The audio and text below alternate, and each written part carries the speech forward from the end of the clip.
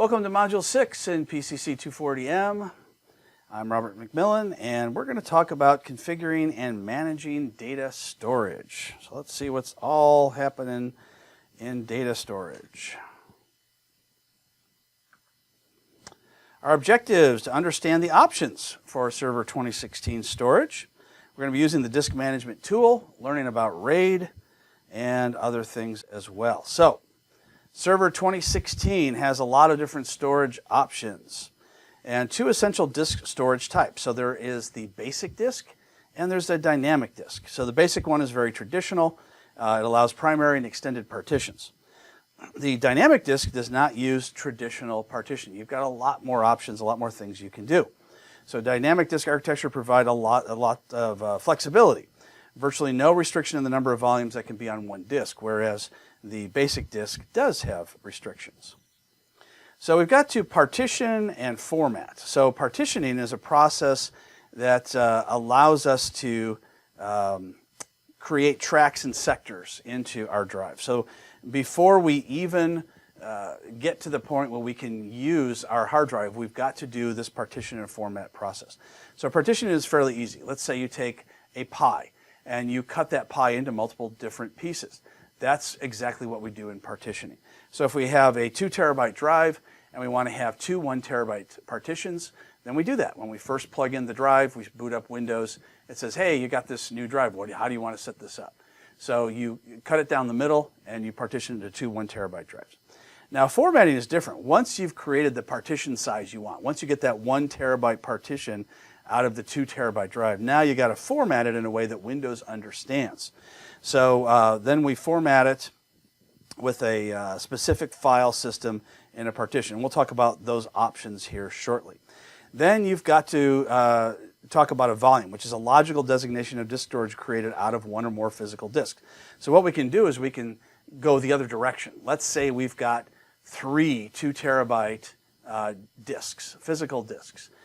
We can make a volume that spans all 3 of those 2 terabyte disks for 6 terabytes. Of course, there'll be some overhead involved and things, but it'll be mostly of that 6 terabytes that'll be available to us. So those are the 3 different things that we can do with our drives before we even start to use them. So basic disks recognize primary and extended partitions, as I mentioned earlier. It's an older technology, and you can't do as much with it. Also, it requires more reboots every time you want to make changes to it. So basic disks can be configured for any of 3 RAID levels. You've got disk striping, RAID level 0, 1, and 5.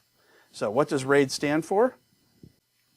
RAID stands for a redundant array of inexpensive disks.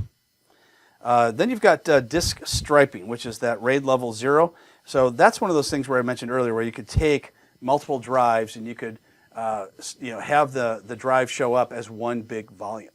And that would be striping. Now, it doesn't provide any type of fault tolerance. So if one of the drives fails, the whole volume fails. You can't get any of it back. The disk mirroring is when you mirror data from one drive to another. It's known as RAID 1.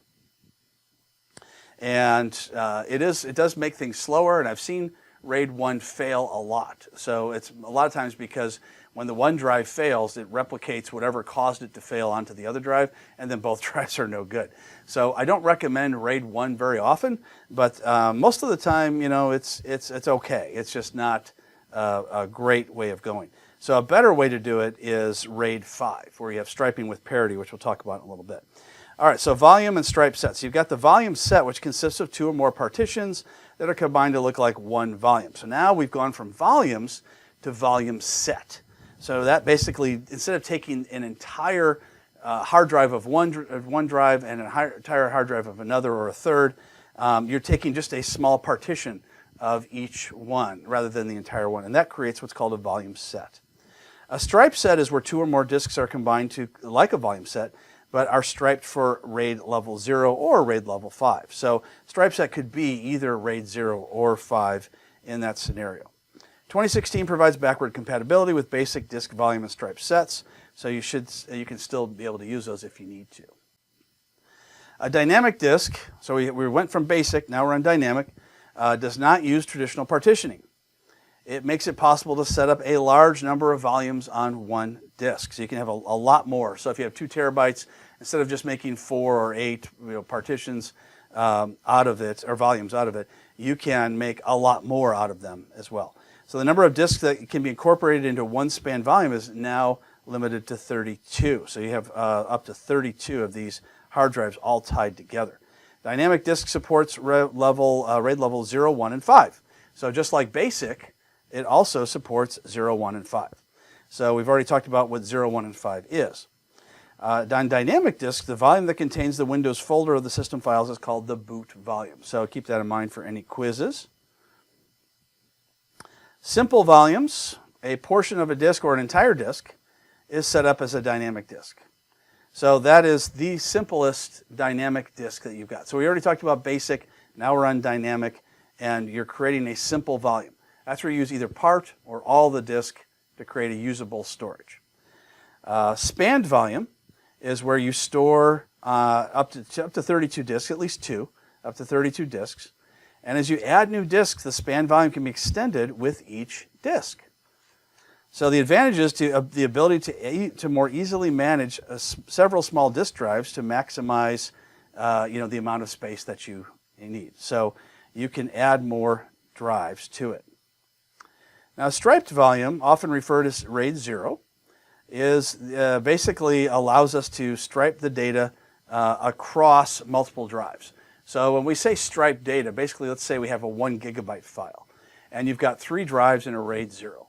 So instead of saving the data all to disk 0, disk 1, or disk 2, it saves them across all 3. So that's what makes it so fast, is because you're splitting the file up into 3 parts, and they're going to be all on 3 different drives. So now it's 3 times faster accessing it than it is if you have them all on 1 drive. So it extends the life of the hard drives because it spreads out the load, increases disk performance, so it's all good. The only bad thing about it is if it's striped without parity, which RAID 0 is without parity, then 1 drive fails and the whole volume fails.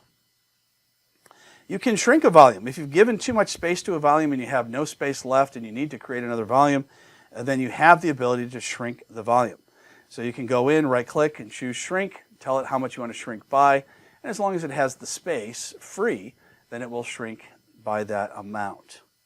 Now, one thing to keep in mind is if you format your drives with REFS, which is the new file system, then you won't be able to shrink at all. The option to shrink is not there. So only with NTFS. So there's the before and after shrink size. It shows the total size before, and then it shows the amount that you can shrink it by, and then the total size after the shrink. So it gives you an idea ahead of time. Now you can change that, enter the amount of space to shrink in megabytes to whatever it is that you want. The disk management tool provides a central location for viewing disk information. Using this tool, you can create partitions, convert to dynamic disks, or mount a drive. So if a drive, when you first plug it in, is not available, it's because it has not yet been mounted. So you can go ahead and do that there. Partitions operate as separate storage units on a hard disk. The most basic way to create a partition is to take unallocated space. And you can use the new Simple Volume Wizard to create a simple volume. So once everything is formatted, it's got a name to it, it can be assigned a drive letter. You can go in and change the drive letters if you want. Now, I never recommend that you change the C drive to anything else because the registry is all pointing to the C drive. But you can certainly call any other drive anything you'd like until you start installing applications to it. When you start installing applications, don't rename it because the applications won't be able to be found at that point. So there are some steps to convert a simple disk to a dynamic disk. Basically, you just right-click on it and choose convert that to a dynamic disk. It's pretty easy. Disk check allows you to scan your disk for bad sectors. Now, disk check has been around for decades. I think Windows 95, I remember having, I don't remember if 3.1 did or not, but it's been around for a long time. And what's interesting is that Windows 10, Microsoft announced that they were going to take this away. So they're saying it's not needed anymore because Microsoft automatically does this kind of thing for you. So in Server 2016, however, I've not heard of that happening yet. So as far as I know, that they're still going to have this. But anyway, it allows you to look for bad sectors and fix the errors. And check disk is a command that you can run that basically does the same thing that the GUI version that we just talked about with disk check does. So this is a command that you can run from a command prompt, and this has saved a lot of servers for me. So many times when a server is acting poorly, like it's just not working properly, or it won't boot, all you have to do is boot off the DVD, run check disk, because it needs to be offline while you run it. And then sometimes you have to run it a second time, but then it comes up and everything's all fixed again. So it's a great product that has fixed a lot of disasters for me over the years when the disks start acting up or the file systems get corrupt. Fault tolerance, the ability of a system to recover from a hardware or software failure. So you can do that using RAID. So we talked about RAID 1 and RAID 5. RAID 1 is mirrored. RAID 5 is striping with parity. So striping with parity allows you to recover from up to one failed drive. So if you have 3 drives, one drive fails, the other 2 will continue running because of this parity information that was on the other drive is now on the other 2 drives. So that's how it continues to run. It's a very complex mathematical equation, and I don't have exactly what that is. However, all I know is that there is a parity bit of information that was on the 3rd drive, and they actually all share this information. So it helps the server to continue to run even if one drive fails. Now RAID 6 is what a lot of companies are moving to. RAID 6 will allow you to recover up to 2 failed drives. So it doesn't matter how many drives you have. If you have 3 drives, you have 10 drives, RAID 5 will only allow you to have 1 drive fail before, if a second drive goes bad, then the whole volume will fail. So it does give you some fault tolerance. It is not a backup replacement, so you still need to run backups. All right, so there is the RAID 0, 1, 2, and 3, and all the different types of RAID they represent. You can certainly read through that. The only ones that are really important are RAID 0 and 1, 5, and 6, although some people are getting into RAID 50 now, but that's a pretty rare thing. So if you've got a mirrored drive setup, you've got a mirrored drive and a primary drive. So it runs off the primary drive until the primary fails, and then it runs off the mirrored drive, and that then becomes the primary drive. Here we have disk duplexing. That's where you have 2 cards that will do the RAID 1. Don't know of anybody who's ever done this in the history of RAID 1, but this graphic has been around for decades. So basically you have 2 drive controllers sitting in your computer, and each one of them does a drive, and you do RAID 1 off of these 2 drives, but instead of using 1 card as you see here, it uses the 2. So instead of calling it disk mirroring, we now call it disk duplexing. So like I said, don't know of anybody who's done it, but it's out there. RAID level 4, not many people have used that. RAID level 5 is the most popular that I've seen of any redundant, fault-tolerant volume setup. Server 2016 only supports 3 RAIDs, only 3, 0, 1, and 5. 0 is not recommended because it does not provide fault tolerance. When you decide upon RAID 1 or 5, you've got to consider some things. The boot and the system files can be placed on RAID level 1, but not on RAID level 5. That's actually not true, but you can. It's just not recommended. RAID level 1 uses 2 hard drives, and RAID level 5 can use up to 32, but you have to have a minimum of 3. 1 is more expensive to implement than RAID 5, and it's also a lot slower. 5 does require more memory, though, something to keep in mind, more RAM. Depending on the disk controller in Server 2016, read access is faster in RAID level 1 and RAID level 5 than is write access. All right, so here's something to keep in mind. There is something called software RAID and hardware RAID, and I believe we'll be getting into that in a little bit. So Windows is doing what's called software RAID. It's extremely slow, and not many people are using it. Almost everyone's using hardware RAID, so we'll talk about that in a little bit. But Windows does have its own built-in software RAID, and there's no extra charge to use it. So reasons for using a RAID level 0 or a striped volume in Windows Server 2016 is to reduce the wear on multiple disk drives. Good point. It does increase disk performance. It does. To create a stripe volume, right-click on the unallocated space and click New Stripe Volume. Now you have to have your disks converted to dynamic disks, which by default they're not, they're basic. So you got to convert them in order to set this up, the software mirroring up, or any type of software RAID. So disk mirroring involves creating a shadow copy of data on a backup disk, which is very helpful. And only dynamic disks can be set up as a mirrored volume. And one of the most guaranteed forms of disk fault tolerance. So it's suited for a lot of different situations, especially smaller companies. But again, I have seen RAID 1 fail a lot more than I have seen RAID 5 fail. So RAID 5, the fault tolerance is better. Requires a minimum of 3 disks, as I mentioned earlier. And if one disk fails, then that information is reconstructed using the other 2 disks, or the remaining disks. And the parity used by Microsoft is Boolean, true, false, 1, 0 logic. So nothing that you have to really know there, but it may come up on a quiz or a test sometime in the future. So here's the software versus hardware RAID I was talking about earlier. Software RAID implements fault tolerance through the server's operating system, whereas hardware does it through server hardware. So it's a card you install onto the server. And it does it much more efficiently and faster. And the difference is a lot. So if you try to use software RAID using Windows 2016 as opposed to hardware RAID, you will notice a tremendous difference in speed. So you want to go with the hardware RAID option. Yes, it does cost a few $100s more, but it is worth it. Storage spaces. This is the program that you use to do a lot of these different tasks we already talked about. It enables you to form groupings of physical disks and free disk space to manage together as individual virtual disks. Now, this is not to be confused with virtual machines. It has nothing to do with that. Each grouping is a storage pool. Physical disks can be combined and used within a storage pool. So you can use SATA, SSD, all these different types of options. So it allows you to use all these different disparate types of hardware and turn them into a usable volume. Physical disks that can be combined and used with storage pools are iSCSI and SAS. So if you have the 2 most popular types of disks, you can use them and combine them into a large pool. And once again, you can set those pools up for RAID.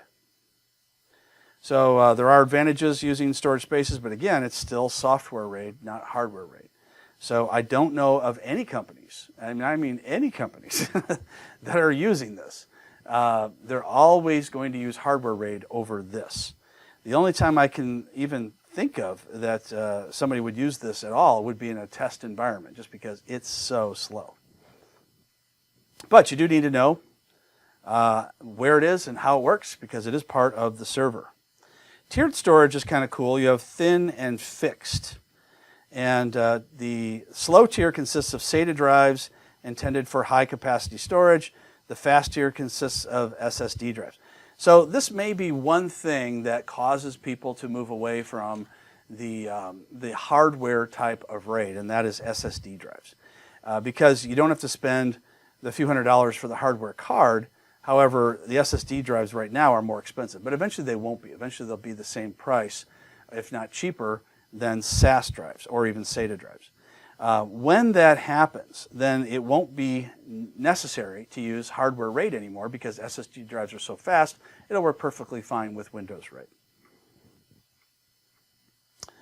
One of the best ways to make sure you don't lose valuable information is to back it up. You got to back it up. And we do have a lab with running backups. So performing backups on a backup device installed on the server has lots of advantages.